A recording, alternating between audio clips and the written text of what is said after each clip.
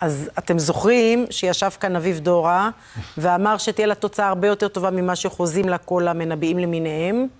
אז הוא נסע לליברפול, כתב את התחזית שלו לגביה בתוך מעטפה גדולה, סגר את המעטפה עם חתימות של ההורים של האבא ושל האמא, נתן את זה לאבא של נועה קירל, שהחזיק את זה בחדר של נועה, שלשם כמובן למר דורה לא הייתה נגישות, ובואו נראה מה קרה שם.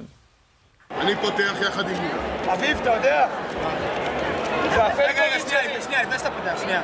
אוי ואבוי. תקשיבי, אבא שלה חתם פה, אמא שלה חתמה פה. אני ציירתי יוניקורן. הוא צייר יוניקורן.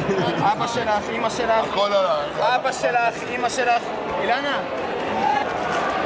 כמה נקודות ערוץ 11? כמה נקודות היו? 362, 362, באיזה מקום? 3. שכל הסוקרים טעו, אמרו הרבה פחות. אמיר?